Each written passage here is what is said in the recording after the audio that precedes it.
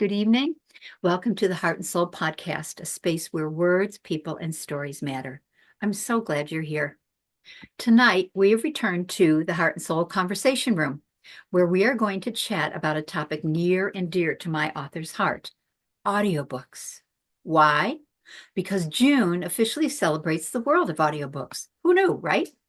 But as always, we're going to begin with some fun facts. So sit back and listen because there's some really interesting things here. Audiobooks have been around for more than a century and a half, not just a century, but a century and a half. When Thomas Edison invented the phonograph in 1878, he wanted to record books on it so that reading could become accessible for the visually challenged. He developed the idea of a phonographic book and lobbied at the Royal Institution of Britain to make these books easily accessible. To demonstrate his point, Edison recorded a verse of Alfred Tennyson's poetry that was played for attendees. However, the drawback was that Edison's phonographic books had limited capacity. They couldn't record clips longer than 4 minutes. That's never going to work, right? Definitely insufficient for the recording of long chapter books. Fast forward 100 years to the 1970s and the development of 60-minute cassette tapes. Everybody on this thing is old enough to remember what those are, except maybe our guests. We'll see. No, I definitely don't. Okay. They were capable of holding longer literary works, but still it took the audio evolution of CDs to truly bring audiobooks to being, since a single CD was capable of containing volumes of books. Yay for technology, right? Soon audiobooks became available on music streaming apps, as well as apps built solely for listening to those books. Today, about 40% of all audiobooks are consumed through public libraries. Because one of the reasons is public libraries offer them for free, just like they offer their books for free. All you have to do is have that library card. The rest of the audiobooks are sold online and at retail bookstores. Library audiobook download programs have seen rapid growth as public libraries offer them for free, which I already told you ahead of my script. See, I'm ahead of myself tonight for a change.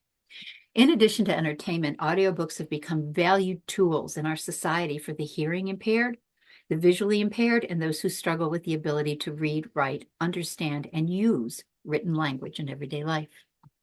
So now that you are well versed on the history of audiobooks, here are your 3 questions for tonight. And as I've been doing, they're also in the chat, so you can read along or refer back to them if you like. Have you ever listened to, or do you regularly listen to audiobooks? If so, why? If not, why not? So there's like 15 questions there, but we're just call it question number 1. Number 2, what do you value or dislike most about the audiobook format? Number 3, what is your favorite audiobook? And have you read it in a book format as well? I think that's an interesting question. I'll be interested to hear what you all have to say. So please consider those questions and any others you may have for our guest tonight, and feel free to turn on your mics and ask away at any point.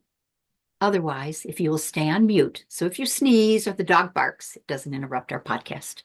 Now, let's get started.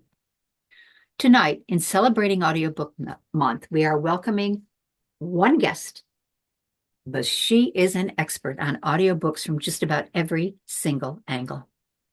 Her initial experiences were as a teen, where she volunteered as an audiobook narrator and director at Recording for the Blind and Dyslexic, which is now known as Learning Alley.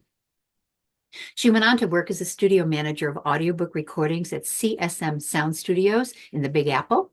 That's CDM Sound Studios. CDM.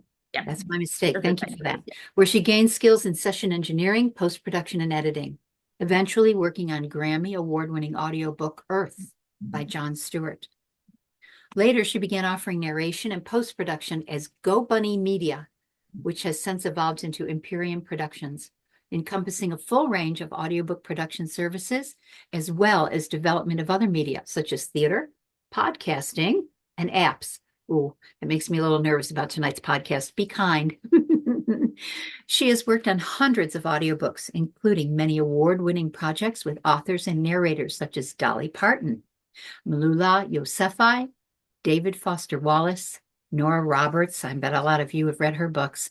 Donald Rumsfeld, Joyce Carol Oates, who is from Buffalo, New York. Thank you very much. Kyle Petty, and many more. And rounding out her impressive list of accomplishments, she is an audiobook producer for Macmillan Audio and also host of her own podcast called The Nomad Narrator. And I have put that link in the notes as well. She travels in her mobile recording studio to explore other audiobook narrators' lives and hometowns across America. That sounds fascinating. And last but not least, she is the vice president of Audio Publishers Association, which is the group that established June as Audiobook Month. That's right. Phew. Welcome to Heart and Soul, accomplished Emily Pike Stewart. Thank you so much. I was so excited to be invited to speak about audiobooks, which of course I love. So Well, you have a big fan here in me because I love audiobooks too, but I've never had the conversation with anyone. And you have been from the start open and friendly and welcoming. So I'm really excited to talk tonight. So thank you. So everybody, I'm going to ask Emily a few questions and then we'll leave time for you to ask questions and answers of her yourself. We're going to do it in 3 segments. We've done the 3 segments all along, but tonight it's only with one person because she's that good. So prepare, sit back and enjoy. Emily, question number 1. One of the first things I discovered about you is the way you introduce your listeners to your podcasts. You say, let me tell you a story. As someone who loves storytelling, both in listening and sharing, tell me how that introduction evolved.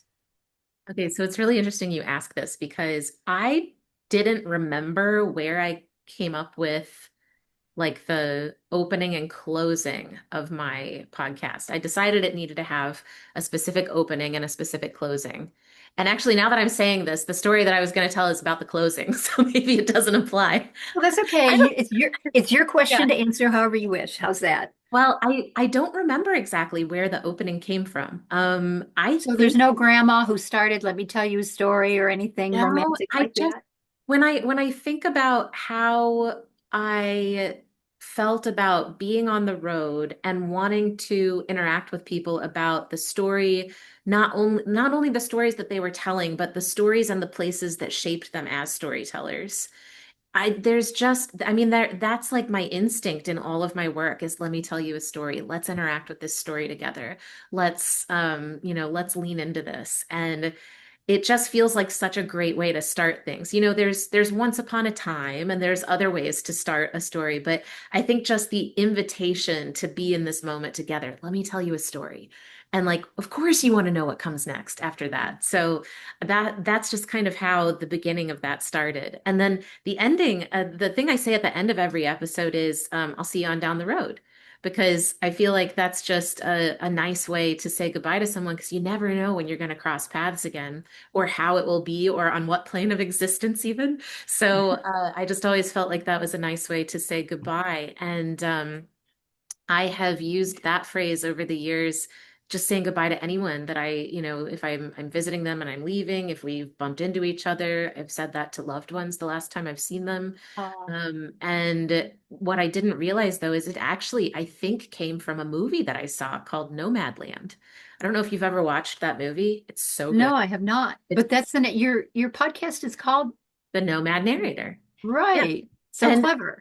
I didn't even remember being influenced by this movie, but I loved the movie and I know of it and I remember it. It's a woman in her 60s who her husband has passed away and in the economy as it is, she chooses to live in her van and be kind of a transient worker rather than settle down in one place. And she's got family that say, like, come stay with us, you can live with us, and she doesn't want to.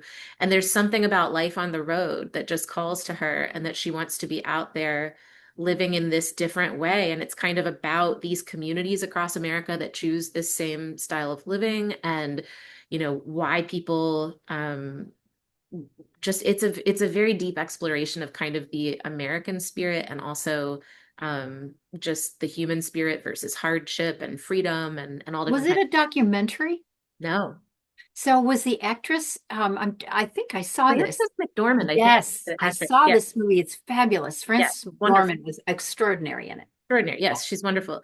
And I remember loving that movie, but I did not realize, I don't think, until I watched the trailer of it again recently, that there's a man in that who hosts like a community of people that live this way. And he tells her when she's asking questions or something, I don't ever say goodbye. I say I'll see you on down the road. And I was like, I can't remember, did I get that from him or did I have that same reaction when I watched the movie? Like Yeah. did I Well, you already better get say it that? was a family heirloom or else I want royalties somehow, of course. So I don't remember where different ideas started or if they overlapped or anything like that. But yeah, I think it just we're so influenced by everything creative that we come across in our lives, aren't we? Well, I have to tell you, when I went to your first podcast and I just chose one randomly and started listening when you said, "Let me tell you a story." And your voice is lovely and the way you say it is so meaningful. I got goosebumps. Like I Oh, just couldn't wait to hear what you were going to say. So it I is love an that. excellent start. So I was excited to hear and to know that it's just you is really wonderful. It was my grandmother, my mother, it's just who I am. So that's great. Thank you for that. What's the first book that you can remember that made a difference in your life? Okay. So when I was a little kid, and I mean I was maybe like 3, I so I taught myself to read when my parents didn't believe. I like practiced with I think I asked like my older neighbors to help me understand some of the letters and things. I was just fascinated by reading and letters and it was like a puzzle. And uh I don't know how I did it. I don't remember, but I know that it wasn't my parents or a school or anything because my parents didn't believe me when I told them that I could read. And they pulled a book off the shelf that I had not read before and gave it to me, and I was able to sound out the words and read it. They were like, How wow. old were you? Do you remember? I think I was 4.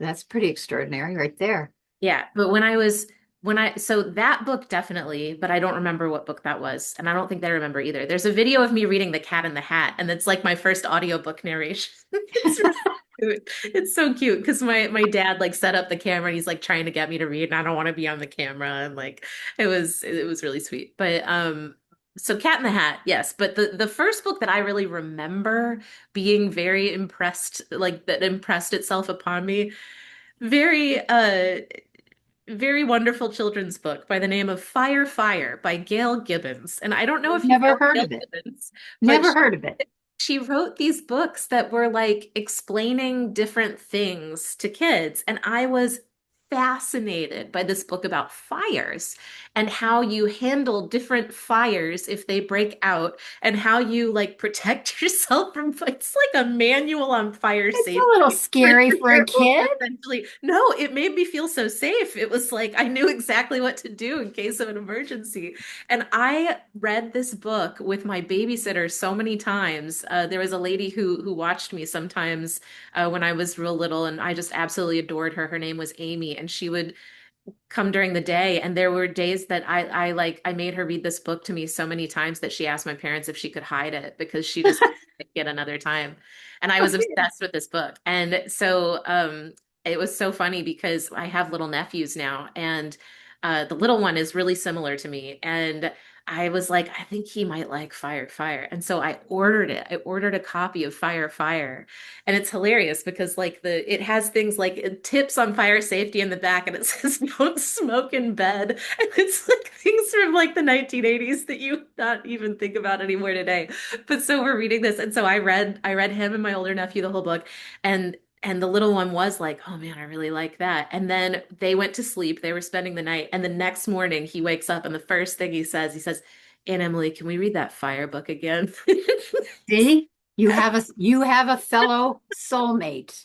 I That's know. Yeah. awesome. So I've spread the love of Fire again to the next generation. And then I have a friend who works at HarperCollins where the book they own the rights to it and there is no audiobook yet. So I have joked with him a few times that we need to get those rights in production and I would like to narrate Fire. That's an awesome end to that story. That's great. Okay, so question number 3. What inspired you to become an audiobook narrator and director at Recording for the Blind and Dyslexic? Because that's a really unique thing to do. Girl Scouts. Yay, you're a Girl Scout, so was I I. I am a lifetime Girl Scout. Oh, that's awesome. Lifetime membership. Yeah, and I got my silver award and my gold award. You Um, are just an overachiever, girl. I got a thing of badges. I never went any further than that. I don't know that I even got that many badges, but I did do the those awards. The badges were tough to organize all of the different pieces of, but I feel like the awards were like one single project that you could get So all you in. took the easy road, I took the hard road, is what you're Yes, telling me. exactly. So you're really the overachiever. Or you were really smarter than I was. But so I was at a meeting. I was at a Girl Scout meeting. We went to the local branch of Recording for the Blind and Dyslexic because there's the Kentucky School for the Blind is in Louisville, And Kentucky, which that's is where where you I'm from. live. I Yeah. didn't say that. You did I live in. live in New York City now, but I'm from Okay. Louisville. Okay, Yeah. got it. And so in high school, my Girl Scout troop went to visit that branch.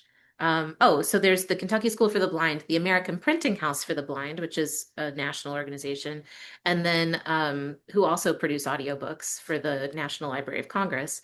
And then there was Recording for the Blind and Dyslexic, and they're all kind of like they were on the same campus. Recording for the Blind and Dyslexic is no longer called that. It's called Learning Ally now. It's a different organization and they don't have branches in the same places anymore, but they do a lot of the same kind of work. But essentially, what it was is it used to be that if you needed to narrate, like if you say you were a blind student in college and you had a textbook that was assigned to you for class, well, there probably wasn't an audio version of that. And screen readers, which are, basically robot voices that can read PDFs or what's on a computer screen or any of that really fast, they weren't around at first and then they got a little bit better, but still for reading like a textbook or something, it's very difficult for that. It was very difficult at that time for that technology to be used to be useful enough in that context for students to really be able to access their educational materials. And so the amount of time and effort that goes into narrating an audiobook of a 500-page dense textbook with a lot of specific information, like a chemistry textbook or something like that, it really required more than one person can do. So they would have specialized people that would do the research on it to say like exactly how all the different charts and everything needed to be narrated, but then they would have volunteer narrators come in 2-hour sections. Mhm. And so the book was consistently throughout, every working hour being narrated to be able to turn it over and get it to the student before their class started. So that's basically what that organization did. And But why did you think you wanted to do that? What possessed you to want to well, do it, that? it I didn't have any reason to be in the building except for my Girl Scout troop decided to go and learn about this at one of our meetings, and then they asked if someone would like to get in the booth to help demonstrate, and I raised my hand, and so they put me in the booth, and I was good at it, and it was fun. And I'm an actor. I was an actor all growing up, and I went to NYU for my BFA in theater, and so I've been a performer my whole life. And it was really just fun and I liked it and I felt good at it. So I had all these volunteer hours I had to do. I went to a Catholic high school. We had like hundreds of service hours basically that we had to do before we graduated. And so for my junior and senior year, I volunteered 1 day a week. I would go for 2 hours and record, and then they taught me how to direct. And so I volunteered there like every week for 2 years when I was in high school. Wow, that's a big commitment. Yeah, it was fun though. I really liked it, and the people that ran it were great. Real quick, just not because we're getting long here. Did that start your commitment to doing what you do? Not at all.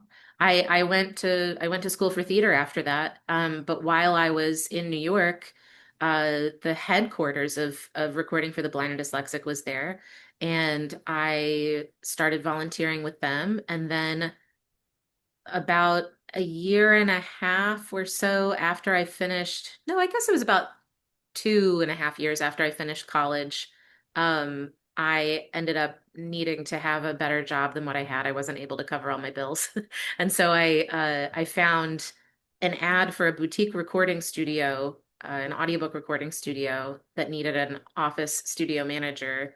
And I had worked as a volunteer kind of in the studio. So when I applied, that was part of my experience. And it was really that job that ended up getting me into the commercial world of audiobooks. You just never know, right?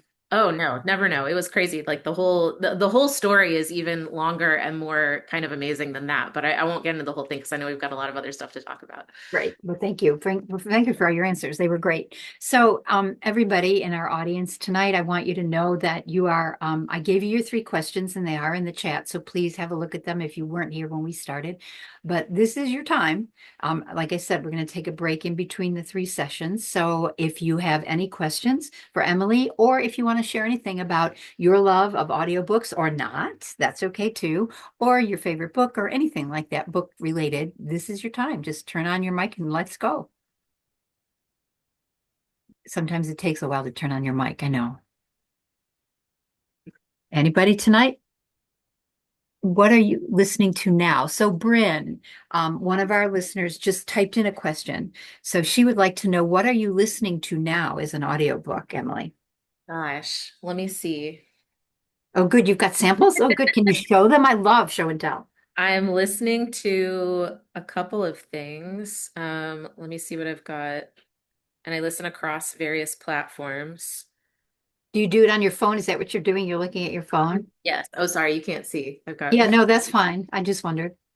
Oh, okay. So first thing that's pulled up in one of my libraries is The Witch's Orchard, which I actually narrated. I'm listening to it again because I'm about to narrate the sequel. And so I was going back and listening to my own narration on that to be sure that I'm consistent for the second book of that series. Wow, that's a little nerve-wracking to Is me. it? Uh, Yeah, because I have to make sure, well, okay, I did this voice this way. Like, do you take notes then when you're doing it? oh yeah, yeah, definitely. And you get a feel for it kind of in your body as well. Oh, that's a cool Let thought. me see what I've got on this app. Can I ask you what apps you use to listen, or is that not a good question for somebody like you? Well, there are so many different apps, and so I hate to kind of promote any one over the other, but I Yep. can mention a few of them. Obviously, there's Audible. Everybody kind of knows them as the first one that sort of started out. Spotify has gotten into the game now, and there are library apps like Libby and Overdrive or Hoopla, and And those would be free, right? Because they're library apps. yes. Well, and the thing to know about library books being free, sometimes people don't realize, but libraries, when they're the way that authors get compensated are often based on it's not the same model as when you buy a book, you buy it once and then that goes. So when people are thinking, oh, I'm doing this for free, am I supporting the author? If they, if someone rents it out a bunch of times, and is that all just free?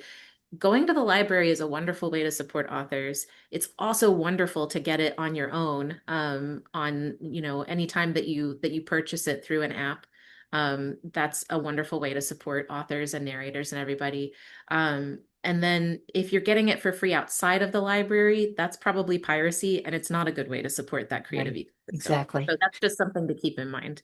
And If you want the it's so audiobook, easy to go fall to into the that trap of, oh, but it's free. I don't have to pay for it. But there's somebody, who put their hard sweat equity and mind and body and soul into that. And Exactly. you don't want to shortchange them. So Bryn's come back with another question, and I Okay. saw it, and I want to go back. Besides yourself, oh, I like this one. Besides yourself, who do you think is the best book narrator? Ooh, that's a loaded question for you in your industry. Are you It's allowed a to very say? loaded question, but I also don't have an answer. I mean, I don't think there is a best.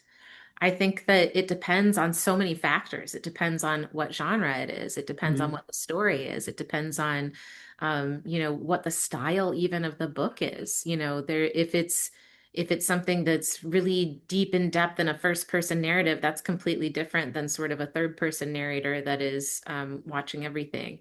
If it's nonfiction, that's completely different than fiction. I just remember different projects over the years that many times I think the author is the best person to be narrating if it's a memoir. And there's no one else that can tell their story like them. They can. There's So one thing though, I think that out of that question that Bryn asked you, I'm not saying that you think you're the best or that you're your favorite narrator, but when you narrate a book and you have to go back and listen to it like you're just reviewing it now, do you like your own work? No, no, I don't actually. It's very difficult to listen back to my own work. I love it when I'm making it, and I am very, I think, fastidious sometimes about trying to get it just right. But going back and listening to it later, oh man, I just cringe the whole time. And I know that it's not bad. It's not that. It's just there's something about I don't know, there's just something about looking back at your own stuff, isn't there? But Yes, so many other it's people have said brutal. love it. So I'm not getting down on myself about it. It's just hard to listen to your own work again. Yes. So, Bryn, I hope that answered your question because it was a good question. I knew she wouldn't be able to answer it just the way you asked it, but I thought that was a good follow-up. So, all right, we're going to get back to more questions. And if, again, feel free to jump in anytime, but also in another 10 minutes or 12 minutes, we'll stop again and have another Q&A. All right, so we're back to questions for you, Emily. So, in addition to all of your work on audiobooks, you are also the vice president of the Audio Publishers Association. I had never heard of it before. So, for people like me and any of our audience that are unfamiliar, please tell us about this group and its mission. Yes. So the Audio Publishers Association is celebrating its 40th year this year. So Wow. for 4 decades. It's a not-for-profit trade association that advocates for the common collective business interests of audio publishers, which, if you're curious what that means, so there are audio publishers, which are the publishers that produce audiobooks. Then there's sort of a whole industry around them of the people that work for audio publishers as contractors and in various capacities to kind of support that work and support that industry. So it could mean any of our membership could include anyone, including many, many narrators, people who direct audiobooks, people who edit audiobooks, the companies or the people within companies that market and distribute audiobooks, library members, pretty much anyone who's related to the production and distribution of narrative audio. So that is what the organization was founded for. It has grown and developed in exciting ways over the years. One of the primary things that we do that might be the most exciting for people who aren't members of the organization is the Audie Awards, which is like the Oscars of audiobooks. So every year we have the Audie Awards, and we have 20 something categories of different genres or styles of audiobook, or for specific kinds of narrators, and then audiobook of the year, of course. So there's all different ways to kind of engage with what the most exciting material is that's being produced that year, and what you might want to keep an eye on or an ear on to follow along with in the audiobook world.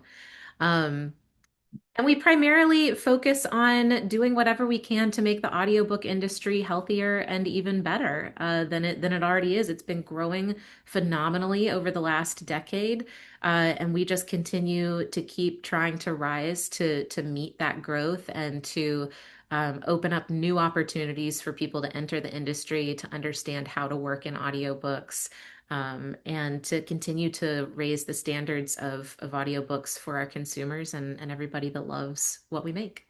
And that plays into my next question is to what do you attribute that growing popularity of audiobooks? I would say that it's twofold, and one thing is new, and one is as old as people are. So I think the newer aspect of it is obviously technology. You started out with speaking on some of the development of technology that surrounds audiobooks, which I think is so great that you started out with that, because so many people don't realize that recording and many of the developments in technology that we have that we now associate with listening to music was in fact developed in order to record audiobooks for the blind. And so, like, if we didn't have blind people that were interested in this as an accessibility tool, we would not have LP records, which then evolved further into, like you mentioned, cassette tapes and then CD. Like, all of this technology was initiated by wanting to create audiobooks for the blind. So I think we have a lot to thank that community for in what is now available to the entire world. Um, and then the second part of it, I think, is just our humanity. That when the advance in smartphones hit, and all of a sudden you could have an app that had any audiobook that you wanted to listen to in your pocket, available at any time of day, that changed the game. And it's that same call to let me tell you a story. People want to be told stories. by another person. It's what we've been doing since we were gathered around fires in the Stone Age. It's something inherent in all of us that we just love one other human voice telling us a beautiful story. And that's evolved into a lot of different ways that audiobooks are now produced. But I think at its core, it is this storytelling of one person to another that we're always hungry for and that has always comforted us and made us feel a part of something and connected to other people, meets that technological advance of cell phones turning into smartphones and being, Turning into books, yep, being right? platforms for that Yeah. distribution. All right, we're going to take a break now and do some Q&As. If anybody has questions for Emily, please feel free to unmute and ask her. Or if you're ready to share some about your audiobooks, do you read them? Do you not? Do you like them? Do you not? Do you have a favorite? And why? What made it a favorite for you? Anybody? Sylvia? Actually, I was flicking something off the screen. Some notification keeps pumping up here, and I don't know I, what it is. I saw you raising your hand. You got to Oh, talk now. well, you know me. I always have something to say, whether it's good or bad. I don't know. But I am a total novice, have never listened to an audiobook. Although, was it Beauty and Grace that you read the first chapter? I read the first chapter of every book. Well, no, I give it away, but I read Beauty and Grace, and then I read Crown Hill through the first month of COVID, every Okay. night. So you are my one and only. Oh, I'm so honored. So um, I I'm a person that likes a book in my hand. Hmm. I've always been that way, and I think with the work I did and I frequently work with a read with a pencil in my hand because there's Wow. always something in the book, and I think I learned that from studies and things. Later in life you don't retain things as well, so I was a late person to school to finish. So I write or underline, and it has to be neatly. I can't just, scribble. So I have all these little quirky things that I do, but I would probably enjoy hearing someone else read a book. But for your book, I felt like I was listening to whoever. I mean, that's just what you did, and Right. and especially if you read it like an Irish lass. I was just gobsmacked when that, just didn't know how to deal with that. It was so I think it would interest me to do it. I just have never taken the leap to find a book to do. So Well, that's at the me. end, I'm going to tell you my two favorites, and you might want to try one of them. But real quick, the Beauty and Grace is a story about immigrants. And so, being Irish, I made one of the main characters an Irish immigrant, Emily. And so I wrote her character in an Irish, what I considered to be an Irish dialect.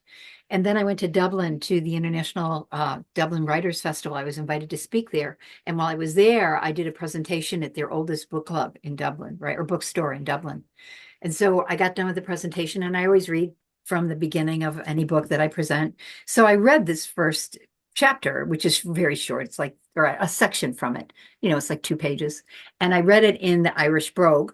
And I said to the woman who owned the store, I said, now, when I read this at home, everybody thinks it's wonderful. So I'll be interested to hear what you have to say. So I read the couple of pages and I get done, and I look at the woman and she looks at me and she goes, don't ever do that again. So I learned my lesson there. But Well, anyway, Sylvia, did but you have anything else you wanted to add? I didn't mean to stomp on your time. no, no, no, no, no. I find that's why I wanted to make sure I listened tonight to find out what's exciting. The other thing I don't do is read a book on Kindle.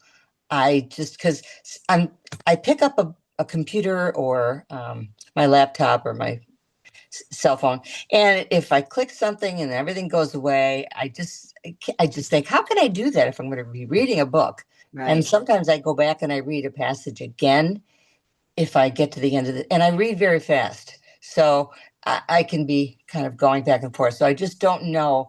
I'd have to really change a lot of my habits, and I'm not big on You that, but you remind me of I've a term when done people say they devour a book, right? that. That's what you really get into it. yeah, I remember All the Light I Cannot See. Is that Yeah. Yeah. And oh my gosh, I just could not put that book down. So I will read a book, and that was a pretty good sized book. And there's another one that is about the canary or something. Anyway, if I'm reading it, I can just set it down and go do what I have to do, and then I come right back and I read again. But if you remember, Christina, when I was reading Beauty and Grace, I was on the train. We were going up to Portland, Right. and it was 3 o'clock in the morning. I think I texted you, or no, it must have been an email or something. I did not want to finish that last chapter. I did not want to do that. So I'm sitting there and Steve says, "What are you doing?" And I said, "Well, I'm thinking about all the chapters I've read." And he says, "Oh, you're going to finish that trip?" And I says, "No, I'm not. I can't. I didn't want to do that." So I'm a little One bit of the funny biggest about compliments. It's one of the biggest compliments that a reader can give a writer is when they don't want to finish it. So thank you. it. And I remember that. I remember getting that message from you and I was so honored. So thank you for that. So I, Sylvia, something that I do is I have kind of a hierarchy of the forms in which I consume most books. Now I have to do so much reading for work that I don't get a lot of time to do pleasure reading. So what I like to do is I will listen to an audiobook. If there's a book I'm interested in, I'll listen to the audiobook. If it's a book that I then want to underline things in because I do that exact same thing, then I get Mhm, the Kindle version because I like to be able to have my one piece of equipment that I take with me anywhere instead of having multiple books. So I'll have that and I'll highlight things on the Kindle. And then there are a few books, and I'm looking at a stack over here. There are a few books that if I know I'm going to want that like hard copy to hold on to and to highlight, mhm, fold down pages and everything, I will get that in a hard copy. And but mhm, you might be interested in going almost the other way around. Like if you listen to or if you read the book and you really like it, you might then want to try listening to the audiobook and see what the performance brings to you, almost like watching a movie adaptation after mhm. you read the book first. So that could be a way for you to get into it is if you have a favorite book, go find the audiobook and listen to that and see how you feel about how the characters come to life in a different way than they did in your own mind. Yeah, And that's Sylvia, interesting. Audible used to be, in my opinion, kind of expensive, but they've really dropped their prices because the libraries, are making things free. And they'll give you all kinds of deals and you can join for a short time and, try it and you can see if you like it. And if you don't, then it really hasn't cost you anything. It's not like you have to invest $50 a month or anything like that. It's Mhm, become very reasonable. So mhm. That's an interesting point about listening to it either after or before you read the book, because I have the same problem if there's a movie that I love, right. and I can't remember now. I think I want to read the book first, because if I or no, yes, that's right. Because if I watch the movie first, um, you know, whoever the actor is will play in my mind the whole time reading the Yeah, book. So I don't want that. right. I want to, develop that guy.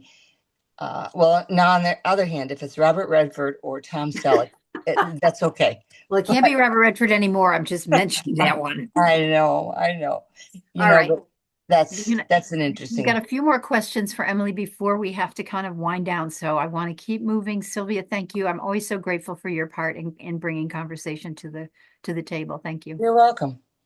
Um, from Bren, my father was once listening to Stephen King audiobook while driving and swerved the car. Oh dear. I got to see if I can. Okay, so this is from Bren. My father was once listening to a Stephen King audiobook while driving, swerved the car at a particularly scary part. So I don't recommend Stephen King while driving. Thank Safety you. first, folks. Thank you, Britt. That's a good suggestion. All right, we're going to come back to question and A. So if you have something, don't feel like you're not going to get a chance. But we have a couple more questions for, um, I'm sorry, for Emily. And I'm trying to see, I should have my glasses on and I've broken all of them, so I don't have any. We only have time for a few of these, and there are some I really want to get to. Um, you, you not only direct and produce audiobooks, you narrate them. Mhm. I've often wondered how audiobook narrators figure out modulation and control of their voices to create different characters. Your voice is basically doing the acting for you. We don't see you, we don't see you move, there's so many nuances you can do when it's a movie or a television show that you can add. But with the voice, you have to do it all just with your vocal cords. What are the challenges, pitfalls, and rewards of narration work? Yeah. Now, I will speak to the idea that like this here is a separate instrument from the rest of your body. I like to remind people that your entire body is your vocal instrument.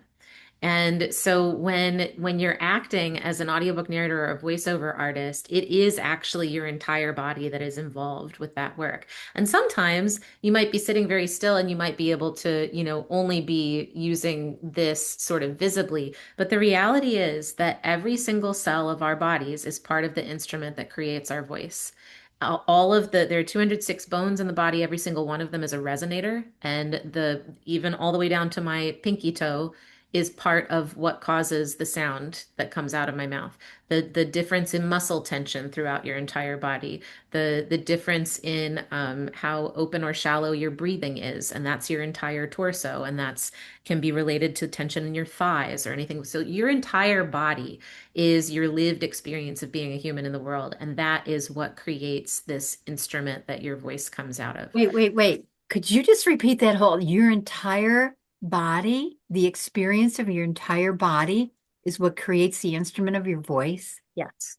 Your So entire lived you're saying experience that everything we've in the body. experienced, good, bad, or It's indifferent, all there. brings us to the voice we have at this present time. All there. It's all there. That's magical.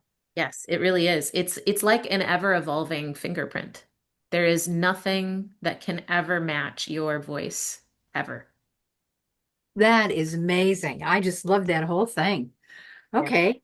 So, So I, yeah. I think that when you talk about the different challenges and things, it is, I think, a challenge to bring your entire body into the work and your entire lived experience into the work and all of that. It's the same challenge that actors face, because a lot of narration does involve acting skills, and then there are specific technical skills required to be on mic.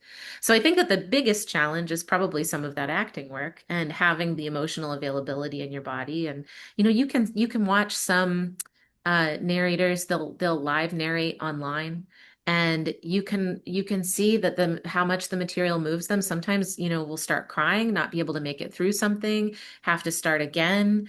So yeah, I think that that's both one of the biggest challenges and the greatest rewards. And to really be able to embody multiple individuals within the same program.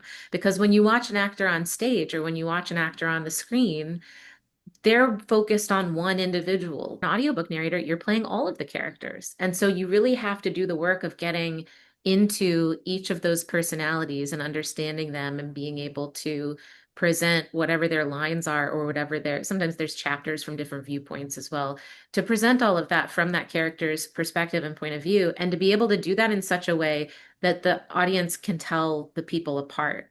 Because it's not just a matter of changing pitch. It's not just a matter of there's all different kinds of things that you can do with placement.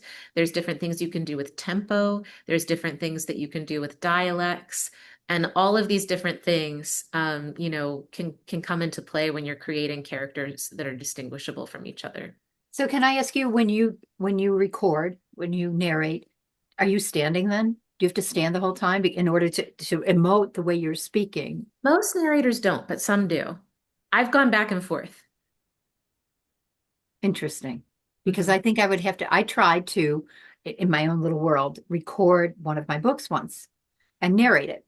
And I did it, I just, and it was awful because I now understand that it's something much bigger than that.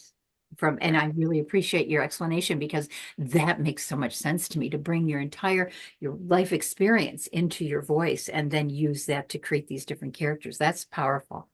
Thank Well, you and for I think that. it's the same skill that any, really compelling public speaker has, or a great teacher. I think that all of these different ways that people use their voices, um, it resonates the most with us as their audience or as their students or whoever is hearing it, when they have full access to everything that's behind it as well. And so some Right. people do this intuitively across various applications of using their voice. But I think as an audiobook narrator and as a voiceover actor, we're using that instrument to portray multiple people. So I think that's the specific unique challenge of that way of using it. Yeah.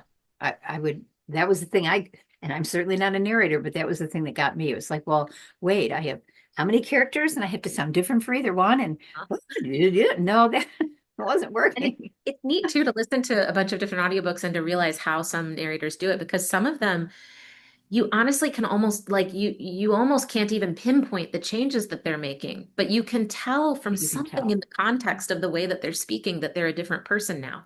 Even Yeah. if they haven't changed their tone or timbre, there's something about what they're doing that They sounds, something. Yeah. yes, yeah. And so you can tell I the characters apart, even if they're not someone who like does voices. Good. That's an awesome answer. Thank you. I've got two questions I want to get to, but I have to ask this one. And if you, I know we're not going to go in depth on it, but just a ballpark outline idea of what does it cost to create an audiobook? Yes. So the cost to create an audiobook is influenced by a lot of different factors. So it's really kind of impossible to estimate what it would be. Um, but I can explain some of the parts that go into it and what you have to kind of keep in mind if you're thinking of producing an audiobook as an author, which is there are many different ways to produce an audiobook. But the relatively standard process of production is that you have the rights, the audio rights to the written work, and then there is someone who produces, who is kind of organizing this. That person could, in fact, be the narrator. They could, in fact, be the engineer or the director. It could be someone else in the process chain, but there's someone who's organizing this production. So they're the producer. You have the narrator, who is, the person narrating the book. You might have multiple narrators, depending on Mhm. what the book is like. Then you have whoever is operating recording, so the recording engineer, that could also be the narrator in some cases. So if you've got a recording studio, that's another cost that has to be kept in mind. Professional recording studios are often quite expensive to rent by the Mhm. hour. So if you don't have a narrator who is a home studio narrator, then that's another cost that you want to budget for. And then you might have a director who is someone who sits in on the session. Directors are often used for author narrators, people who aren't professional narrators, so that the director can kind of guide them through the process. After the whole audiobook is recorded, then there is an editor who will put everything together, make sure that all of the parts that don't belong there are gone, make sure it all sounds really good, masters the audio to make sure it's its fullest, richest sound. And then that moves on to distribution. You've also got potential marketing costs depending on how much you want to put into marketing the book. The proofreader comes after the editing. So that's another person who listens to it, makes sure that there are no mistakes, and then it goes back and any mistakes get re-recorded and the editor puts those in. If you have a lower budget for your audiobook, then you might hire a narrator who specializes in producing independent audiobooks with authors. A lot of times they have an option where you might have a royalty share agreement with them, so that Right. there's not money up front that the author has to put on the table. The narrator is taking the risk because they believe in your work and they believe in their work and they think it's going to sell well, that they are preparing that if they do a good job on this and it is marketed well, that they're going to get what covers their costs on the back end after it publishes. So that's something that authors go for sometimes if they don't have a high budget. Sometimes you can also work something out with a narrator where it's like a shared agreement. So you might have some kind of upfront flat fee cost or a per finished hour cost. Most things in audiobooks tend to be paid for by the finished hour of material. So how Okay. long your book is also can drastically change the cost. But if you've got a home narrator, you're probably not paying any studio costs. You might not be paying for an engineer. You might not be paying for a separate producer or director. They might be rolling all of that into one. And then you've got things like a lot of the books that I work on are author-read audiobooks with a major publisher. And when they've got a project like that, generally the author is going to be in a professional recording studio because they don't have their own home studio. They're probably going to have a director who guides them through that process. They're probably going to have a separate recording engineer so that the director can focus just on the author. There might even be coaching that the director does separately with the author. And then there are some home narrators or people that they also have a prepper who might help them prep their script. We're talking a lot of money here. I'm just hearing ding, ding, ding, ding, ding, ding. It's not it shouldn't be something that drives anyone away from the idea of doing an audiobook because like I said, you can find something essentially a royalty share agreement is free to start with, is free Okay. to do for the author. You know, if you find a narrator that you really like who you feel you can put your book in their hands, they'll produce an entire audiobook without you paying an upfront cost. Wow. You know, and then you have the royalty share agreement on the back end where it's like with any other distribution platform, or if you're with a publisher, you will each split royalties on that audiobook as they come back in. But But it can happen. I mean, you don't have to be wealthy or be backed by a publishing house to make it happen. not at all. There are so many different options. That's awesome. And there are also programs where authors can learn how to narrate their own audiobook. If they want to get a home studio set up, there are people and coaches that can help with that. So if you're an author that really feels like you should be the one to narrate your own book and you feel really passionately about that, but you don't want to have the expense or you can't afford the expense of hiring out a professional studio, you might be able to get the right kind of mic, a quiet room in your home, and put something together that is good enough audio that you have created a marketable audiobook. That's an Cool. option. Yeah. All right, people, we're going to start talking about Crown Hill. Just stay tuned. All right, real quick. Would you be willing to share? Well, let's go back. Do you find yourself favoring audiobooks as much for the voice of the person narrating it as the storyline? Almost never. Almost Really, it's always the storyline. there are some people who I feel like I could listen to them narrate anything, but it's not usually because of their voice. It's because of how they use it. And it's the presence of who they are and how they show up and how they deliver the material. Yeah. So I can't think of anyone who I would listen to them just for their vocal quality alone. I can't think of a Okay. single one. It would Would have you to be willing to share your favorite 1, 2, 3 top favorite audiobooks? audiobooks. Okay, I can't share. I've worked on so many and I have so many favorites that I don't feel like I could do that. But what I can share is some favorites that I've worked on just within the last few months. Okay. So one that the author and I have really enjoyed working together, and I think that her work is so powerful in the world right now. Her name is Tia Levings. I Belong to Me. And I believe that the subtitle is A Survivor's Guide to Healing and Hope After Religious Trauma. Oh, wow.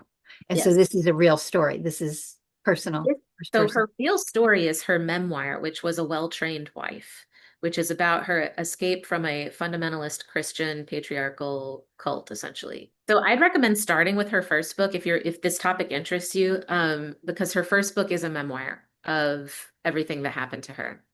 And I Belong to Me is the book that came out of so many other people who have extricated themselves from high control religious groups, looking at her and her story and saying, how did you heal? And so I Belong to Me is her layman's, she's not a therapist, she's not a counselor of any kind. She's just a person that lived through this herself. And so it's sort of her holding your hand, walking through how to recover from trauma. And I think that the thing about it that is really special that resonated with me when I work with her is not everyone has had the same level of traumatic experience that she's been through, but everyone has experienced some kind of trauma. And whether it's religious trauma or some other kind, everything that is in her book, I Belong to Me, can sort of like hold your heart and help you heal in a way that is just incredibly unique Very nice. to her. So we just finished that book a couple months ago and it came out earlier this month. And I really enjoyed working on that. Another one that I did last fall. So I'm thinking like within the last 6 months because I Okay. worked on so many books. Another one that I did is called Why We Click, Kate Murphy.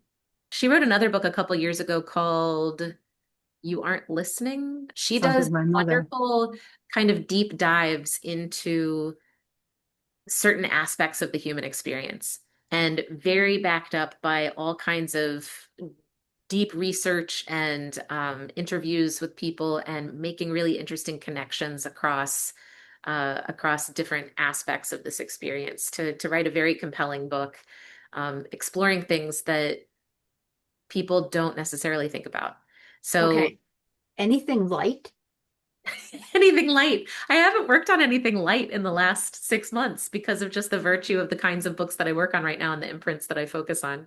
Is that hard on you in any way? Do you carry that over? That's an interesting question. I think that what I love about my work right now is getting to work with authors that have really impactful messages in nonfiction work. That's what I've been focused on for the last couple years. And I think that that's really just gone to another level now that I'm primarily with Macmillan. Um, and I love working with authors that have a really impactful message from their own experience or research and getting to work with them on sharing that in their own voice. That's something I'm really enjoying right now. That's So awesome.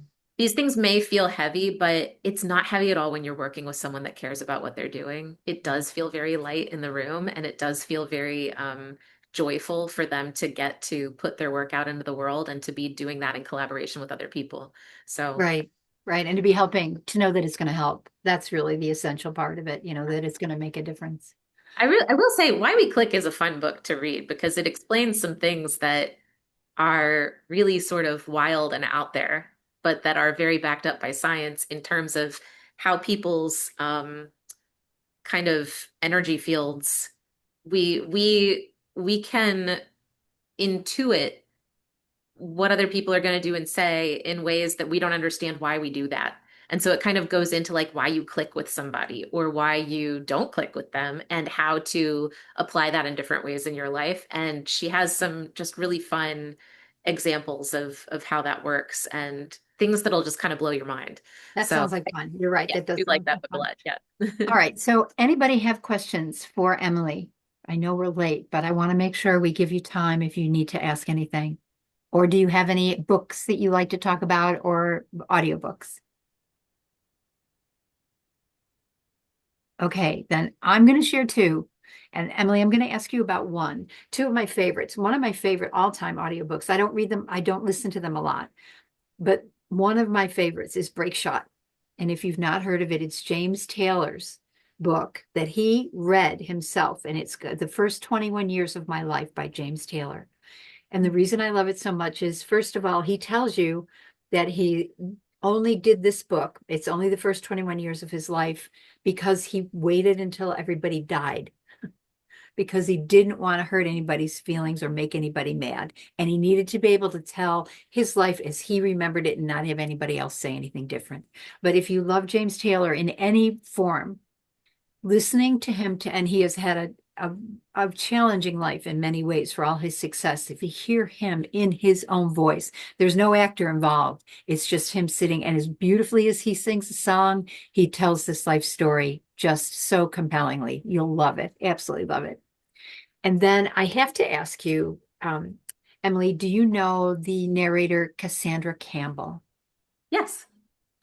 Okay, so this book was given to me. It's called Juliet by Anne Fortin.